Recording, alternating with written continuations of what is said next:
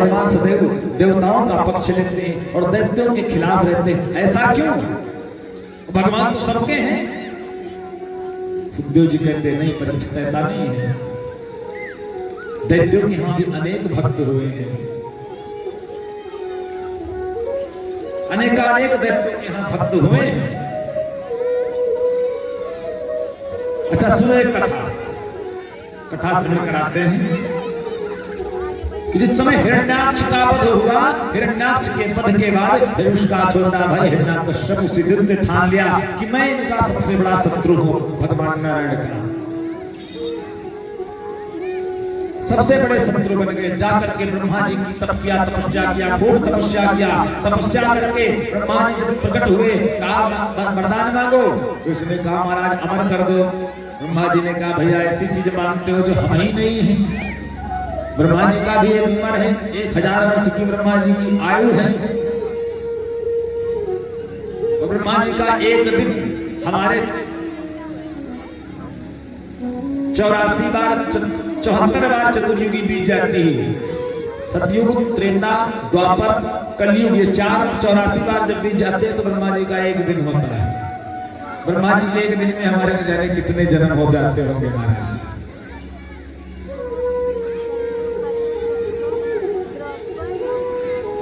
ब्रह्मा जी ने कहा अमर तो हम भी नहीं है, तुमको कहां से कर देंगे, लेकिन हाँ तुमने तपस्या बहुत विधान से किया है, विधिवत किया है, इसलिए तुम्हारी और जो इच्छा हो मांग लो। सो महाराज इसने वरदानों की झड़ी में लगा दी, ना मैं दिन में मरो ना रात में, ना ऊपर ना नीचे, ना अस्त्र से ना शस्त्र से, ना मनुष्य से ना जानवर से, ना किसी भी स्थिति में भी। यहाँ तक कि ब्रह्मा जी से कहा तुम्हारी बनाई सृष्टि में किसी से न मरो। ब्रह्मा जी ने कहा बस कर भैया, कोई तो रास्ता छोड़ दे। प्रेम से बोलो जय श्री कृष्ण। लेकिन जा मैंने तुझे वरदान दिया क्योंकि तुमने तपस्या भी बहुत किया है। वरदान लेकर आया, अब तो महाराज अब तो मन प्रसन्न हो गया, अब तो जो इच्छा हो सो करे। भगवान विष्णु से शत्रुता करने लगा। समय आने पर प्रहलाद जी को 4 पुत्र हुए, 3 हो चुके थे, चौथा पुत्र जब गर्भ में था तो हिरण्याकश्यप तप करने चले गए। इधर इंद्र को लगा कि हिरण्याकश्यप हमारा इंद्रासन के लिए तप कर रहे हैं। हिरण्याकश्यप गया और इंद्र गए, हिरण्याकश्यप की पत्नी कयाधु का हरण करके लेके चले गए। रास्ते में नारद जी मिले, नारद जी ने खूब फटकारा इंद्र को, शर्म नहीं आती, देवताओं के राजा होंगे तुम चोरी करते हो, स्त्री हरण करते हो, भग जाओ यहाँ से। भगा दिया और कयाधु को लाए नारद जी अपने कुटी में रख दिया और कहा पुत्री जब तक तुम्हारे पति नहीं आ जाते तब तक तुम यही रहना, यहाँ तुम्हारा कोई कुछ नहीं कर सकता। अब नारद जी महाराज जिस घर में चले जाए उस घर का रंग बदल देंगे। नारद जी महाराज करने लगे, खूब भजन करावे, खूब कीर्तन करावे, खूब समय आने पर बालक का जन्म हुआ। कयाधु राज्य में गई, नाम रखा गया, उस बालक का नामकरण हुआ, नाम रखा गया प्रहलाद। बोल प्रहलाद जी महाराज की, नाम रखा गया प्रहलाद। लेकिन प्रहलाद जी में एक बहुत बड़ी विचित्रता थी महाराज। प्रहलाद जी को एक ग्रह ने घेर लिया, गोविंद नाम का ग्रह ने प्रहलाद जी को ऐसा घेरा कि जीवन में, अच्छा ये 9 ग्रह कुंडली में होते हैं महाराज, 9 ग्रह का एक अलग अलग कार्य होता है। सूर्य चंद्रमा मंगल बुध गुरु शुक्र शनि राहु केतु, इनकी स्थिति ये होती है कि यदि एक बार ये कुंडली में, आपके जन्म कुंडली में बिगड़ जाए तो पंडित जी को बुला करके इनका सब कुछ करवा दीजिए, शांत हो जाएंगे। लेकिन गोविंद नाम का जो ग्रह है ये महाराज एक तो लगता नहीं किसी को, लग गया तो किसी भी स्थिति में हटता नहीं। प्रेम से बोलो जय श्री कृष्ण। प्रहलाद जी को इसी ग्रह ने पकड़ लिया। दिनों रात प्रहलाद जी भगवान के नाम का कीर्तन करते, श्री राम हरि कृष्ण श्री राम हरि कृष्ण। थोड़े से बड़े हुए, पढ़ने के लिए विद्यालय में छोड़ दिया। पढ़ने के लिए प्रहलाद जी को विद्यालय में छोड़ा। प्रहलाद जी विद्यालय में पढ़ते तो लेकिन जो गुरु जी कहे उनको सुना भी देते याद करके, परंतु कुछ मन नहीं लगता। जब भी समय मिले तो बस भगवान के नाम का उच्चारण करते। एक दिन प्रहलाद जी के पिताजी हिरण्यकश्यप आए, आकर के प्रहलाद जी से पूछा कि प्रहलाद बताओ बेटा, तुमने अभी तक सबसे अच्छा का पाठ कौन सा पढ़ा? तो प्रहलाद जी ने कहा पिताजी, श्रवणम कीर्तनम विष्णु स्मरणम पाद सेवनम अर्चनम वंदनम दास्यम साक्ष्यम आत्मनिवेदनम। नवधा भक्ति गिनाई। कहा महाराज पिताश्री, मैं तो ये समझता हूं मैंने सबसे अच्छा पाठ। चले गए विद्यालय में बैठे बैठे प्रहलाद जी ने कहा आओ सबको एक खेल खिलाते हैं। कौन सा खेल? बोले लुका छिपी। ये बताओ, चलो हम सब लोग भजन करें। दो चार बालकों ने कहा भैया भजन करने से क्या मतलब? अरे अभी तो पहले खूब कमाएंगे, पढ़ेंगे, फिर खूब कमाएंगे, फिर विवाह होगा, परिवार होगा, उसके बाद अंत में बुढ़ापे में भजन करेंगे। प्रहलाद जी ने कहा भैया बुढ़ापे में तो घुटने साथ नहीं देते, बैठ नहीं पाओगी। तो कहा अगर हम अभी से भजन करेंगे तो हमको सुख कहां से मिलेगा? पैसे नहीं कमाएंगे तो भोजन कहां से मिलेगा? प्रहलाद जी ने कहा भैया हर व्यक्ति अपने सुख के लिए प्रयत्न करता है। हर व्यक्ति चाहता है हम सुखी हों। हम गाड़ी लेते हैं कि जल्दी से पहुंच जाएंगे, घर बनाते हैं कि तीनों मौसम में हम ठीक रहें। हर व्यक्ति अपने सुख के लिए प्रयत्न करता है। किसी ने आज दिन तक कहा कि मैं अपना घर इसलिए गिरा रहा हूं कि ठंडी में मुझे बहुत ठंड लगी, इसलिए तो नहीं गिराता। कोई अपने सुख की व्यवस्था करता है। लेकिन आप विचार करिए मन में कि क्या वो व्यक्ति इतनी व्यवस्था करने के बाद भी सुखी होता है? महाराज कोई ना कोई दुख तो पकड़ ही लेगा उसे। प्रेम से बोलो जय श्री कृष्ण। तो व्यक्ति जब सुख के लिए कोशिश करता है उसके बाद भी दुखी हो जाता है, तो भैया ना सुख के लिए कोशिश करो ना दुख के लिए कोशिश करो। कहने का तात्पर्य भैया जो हमारे भाग्य में होगा, जो परमात्मा को देना होगा, जो सुख जो दुख वो हमें मिलेगा मिलेगा, उसके लिए हम प्रयत्न करें या ना करें। तो बालकों की समझ में आ गया। तो बालकों ने कहा अच्छा प्रहलाद जी क्या जाए? तो बोले कुछ नहीं करना, चलो मेरे साथ सभी लोग भगवान का नाम लो। अब सब लोग खूब झूमते हुए नाचते हुए भगवान का नाम लेने लगे। प्रहलाद जी कहते मेरी पोथी में राम, मेरी बाटी में राम, ओ मेरी पोथी में राम, मेरी बाटी में राम,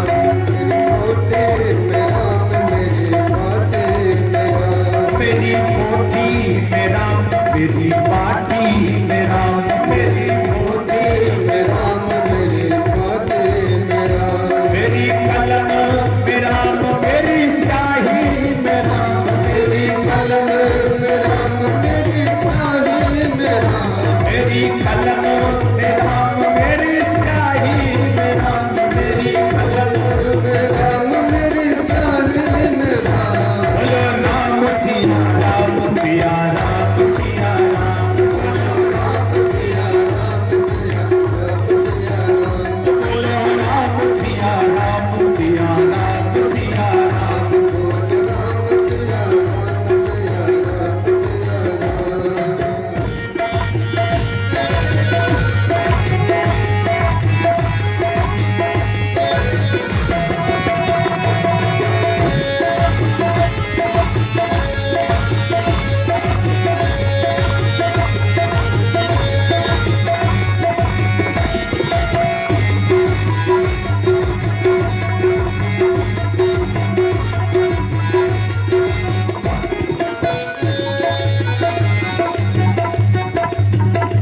मेरी पोथी में राम, मेरी बाटी में राम, मेरी पोथी में राम, मेरी बाटी में राम, मेरी कलम में राम, मेरी स्याही में राम, मेरी कलम में राम, मेरी स्याही में राम। बोलो राम सिया राम, सिया राम, सिया राम, बोलो राम सिया राम, सिया राम, सिया राम, बोलो राम सिया राम,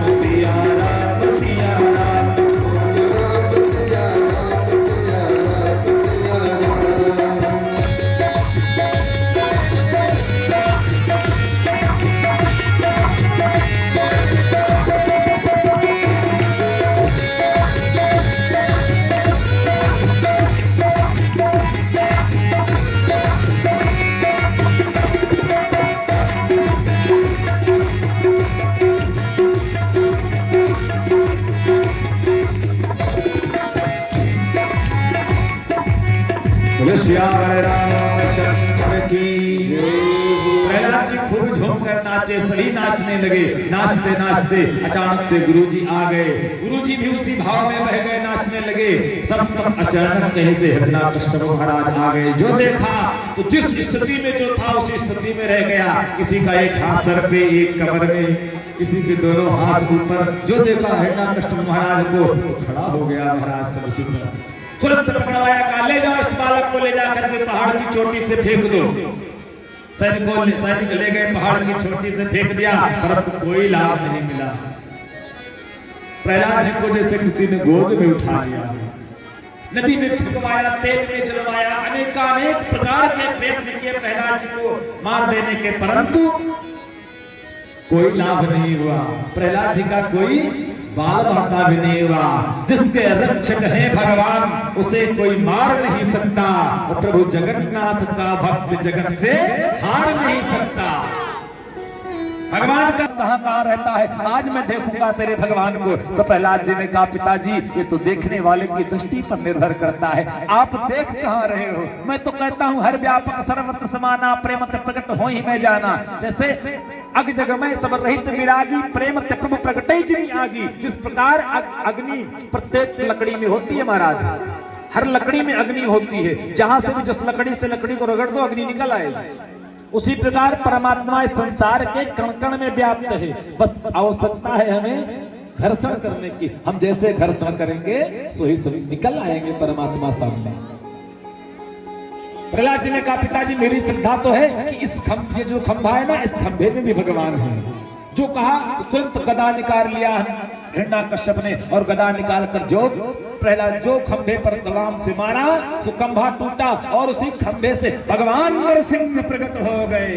बोल नरसिंह भगवान की जय हो। जैसे नरसिंह भगवान का स्वरूप देखा महाराज, वो विकराल स्वरूप, आधा शरीर शेर का, आधा शरीर मनुष्य का, बड़े बड़े दांत, बड़े बड़े नाखून नरसिंह भगवान के। चिघार मारते हुए नरसिंह भगवान खड़े हो गए। हिरण्यकश्यप देखता गया। दोनों पकड़ कर एक दूसरे को मलयुद्ध होता गया। सुबह दोपहर से लेकर शाम हो गई, युद्ध नहीं समाप्त हुआ। सायंकालीन की जब बेला आ गई तो हिरण्यकश्यप को भगवान ने उठा करके लेकर द्वार पर गए, मुख्य द्वार की ड्योढ़ी पर बैठ गए, अपनी जंघाओं पर हिरण्यकश्यप को लिटा लिया। और हिरण्यकश्यप ने कहा, बोल तुझने किसने ब्रह्मा जी ने वरदान दिए? कहा आप मुझे मार नहीं सकते, न मैं सत्य से मरूंगा न अत से। भगवान ने कहा, ये बड़े बड़े नाखून तुम्हारे लिए अस्त्र शस्त्र बना के आए हैं, मैं नर से नहीं मरूंगा, नर से न जानवर से। भगवान ने कहा, न मैं नर हूं न जानवर हूं, मैं दोनों हूं। यहां तक कि ब्रह्मा जी की बनाई सृष्टि से किसी से नहीं मरूंगा। भगवान ने कहा, हमने ब्रह्मा जी को बनाया है, ब्रह्मा ने हमको नहीं। ब्रह्मा जी के बनाए हुए 12 महीनों में नहीं मरूंगा। भगवान ने कहा, ये मलमास का महीना चल रहा है, पुरुषोत्तम मास चल रहा है, हमने तुम्हारे लिए स्पेशल बनाया है। अब बता तुझे कौन सा वरदान प्राप्त है? हिरण्यकश्यप बाक रह गया, मुख देखता रह गया। भगवान चिंगार मारते हुए खड़े, चिंगार मारते भगवान ने अपने बड़े बड़े नाखूनों से हिरण्यकश्यप भगवान इतना क्रोध में हिरण्यकश्यप भगवान समस्त सरासर सृष्टि से कांपने लगी, हाथी चिंगार करने लगे, चारों तरफ जलजलाकार जैसा होने लगा। कुछ अचानक से कोई सामने नहीं आया है हिरण्यकश्यप महाराज के। भगवान नरसिंह के उस भयंकर क्रोध को देखकर चारों तरफ हाहाकार मचता चला गया। किसी की हिम्मत नहीं हुई महाराज कि वो भगवान के सामने जाए। सबने जाकर के लक्ष्मी जी से कहा, चलो आप पत्नी हो, आप संतुष्ट करो। लक्ष्मी जी सोने की थाली में आरती लेकर गई, और जैसे नीचे से ऊपर आरती किया, जो नरसिंह भगवान के बड़े बड़े दांत देखे, सो आरती की थाली भगवान पे फेंक के मारा, भाग गए। कोई नहीं गया। सभी देवता लाइन लगा करके खड़े, प्रभु शांत हो जाइए, कोई नहीं। सब देवताओं ने प्रहलाद जी को आगे किया, प्रहलाद तुम जाओ। डरते हुए प्रहलाद जी गए प्रभु के पास, हाथ जोड़कर खड़े हो गए, सरकार शांत हो जाइए।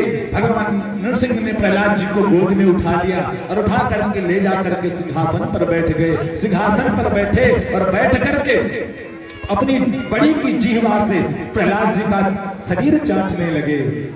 और भगवान खूब रोए और कहा, प्रहलाद मुझे आने में बहुत देर हो गई, बताओ तुम क्या चाहते हो आज? प्रहलाद जी ने कहा सरकार आपके दर्शन हो गए, इससे सिवा कुछ नहीं चाहता हूँ। नहीं पुत्र तुम चाहो, तुम बताओ क्या चाहते हो। तुम आज कह दो कि तुम्हें ब्रह्मा जी बना दूंगा, तुम कह दो कि तुम्हें शिव बना दूंगा, तुम कह दो तुम्हें इंद्र बना दूंगा, तुम जो बोल दो प्रहलाद वो कर दूंगा। प्रहलाद जी ने कहा सरकार कुछ नहीं बनना हमें।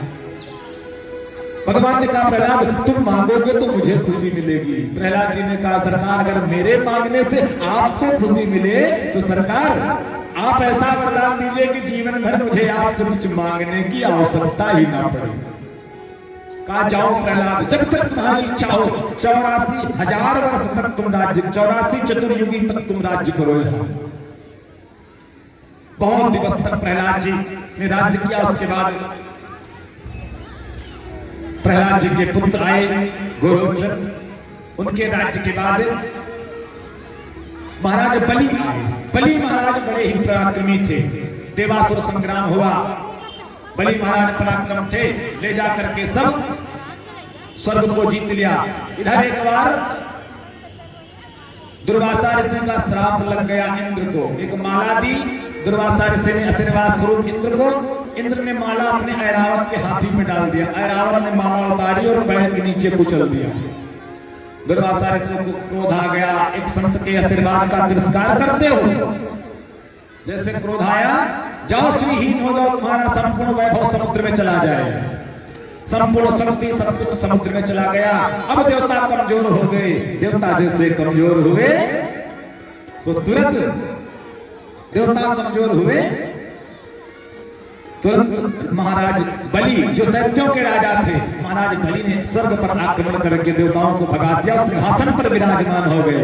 इधर देवताओं की माता अदिति को पता चला मेरे पुत्र परेशान हैं, तो पूछा, प्रश्न किया अपने पुत्र से, पति से कि मेरे पुत्रों को राज्य कैसे संपन्न होगा। पयोव्रत के आधार पर व्रत किया। उससे भगवान स्वयं गर्भ में अदिति माता के आए। अदिति माता के गर्भ में आकर भगवान वामन रूप में आए और समय आने पर जन्म हुआ। वामन रूप भगवान बड़े ही सुंदर दिव्य देखने वाले, दिव्य छवि भगवान की, छोटे से 52 अंगुल के भगवान। हाथ तुरंत यज्ञोपवीत संस्कार संपन्न हुआ। हाथ में कमंडल और कंधे पर छाता रखे हुए भगवान चल पड़े बलि को छलने। वहां जाकर के यज्ञ कर रहा था बलि। यज्ञ में पहुंच गए। पहुंचते यज्ञ में बलि से कहा महाराज मुझे भिक्षा चाहिए। क्या चाहिए महाराज? 3 पग भूमि। अरे ले लो महाराज, सब कुछ तो हमारा, जहां चाहो वहां ले लो। नहीं, संकल्प लीजिए पहले। संकल्प ले? हाँ संकल्प लो। संकल्प ले लिया हाथ में। जब जल गिरने लगा तो शुक्राचार्य जो दैत्यों के गुरु थे उनको लगा कि ये तो सब मामला गड़बड़ कर देगा। तो जिस श्रृंगी से जल गिरता था उस श्रृंगी के अग्रभाग में आके घुस के छिप के बैठ गए। भगवान को लगा शुक्राचार्य जी काम गड़बड़ कर रहे हैं। तो एक कुसा उठाया, भगवान ने उसी श्रृंगी में खोस दिया। कहा लगता है तुझे फंस रहा है। जैसे खोसा से महाराज शुक्राचार्य की आंख फूट गई। उसी से बैठ के देख रहे थे बाहर, निकल के भागे बाहर और बलि से कहा जो तुम्हारी इच्छा हो सो करो, हम चले।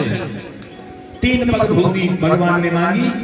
बलि ने संकल्प किया। उसके बाद 3 पग में भगवान ने सब कुछ नाप लिया। स्वर्ग से लेकर पाताल तक सब कुछ नाप दिया। अंत में जब 2 पैरों में ही नाप लिया, तीसरा पैर पूछा बलि अब कहाँ रखूं? बलि ने कहा सरकार हम पति पत्नी खड़े हैं, हमारे सर पर पैर रख लीजिए और मुझे नाप लीजिए। भगवान ने बलि के सर पर पैर रखा, बलि को नाप लिया।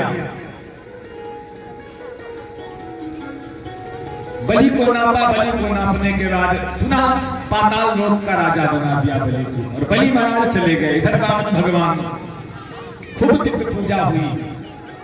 सभी देवता मिलकर के भगवान के पास गए, प्रभु हमारे पास शक्ति नहीं बची, हमारी शक्ति चली गई। तो भगवान ने कहा ऐसा करो, देवता दैत्यों को तैयार करो, सब लोग मिलकर समुद्र मंथन कर देंगे। समुद्र मंथन से जो प्राप्त होगा, समुद्र मंथन से जो प्राप्त होगा अमृत मिलेगा। अमृत को हम सब पिएंगे, उसके बाद लड़ते रहेंगे। ठीक है महाराज।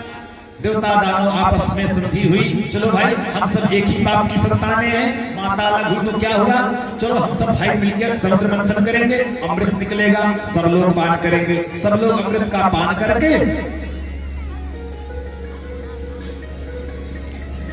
फिर लड़ते भिड़ते रहेंगे, क्या दिक्कत है। मरेगा कोई है नहीं। ठीक है, देवता और दानव मिलकर समुद्र मंथन करने चले गए। मंदराचल पर्वत को लाया गया। मंदराचल पर्वत को मथानी बनाई गई, शेषनाग को रस्सी बनाई गई, और जैसे मंदराचल पर्वत को समुद्र में रखा मंथन करने के लिए, सो इतना वजन महान मंदराचल पर्वत की जमीन पे जाने लगा तो भगवान ने कच्छप रूप लिया, कछुए का रूप लेकर मंदराचल पर्वत के नीचे चले गए और जाकर के अपनी पीठ पर रख लिया पर्वत को। पृष्ठभागे सभावार्यां, पृष्ठभाग में पूरा मंदराचल पर्वत का भार लेकर और बैठ गए भगवान। इसीलिए कछुए की पीठ बहुत मजबूत होती है महाराज। बोलो राधे राधे। पर्वत पर बैठ गए तो बैठने के बाद समुद्र मंथन प्रारंभ हुआ। जैसे मंथन प्रारंभ हुआ तो तुरंत महाराज समुद्र मंथन प्रारंभ हुआ। समुद्र मंथन प्रारंभ होते ही अमृत विष निकला। विष लेकर देवता जय हो। बोले वामन भगवान की जय हो। आइए कीर्तन। हरि पावन का भेष बनाया, वो बनाया बले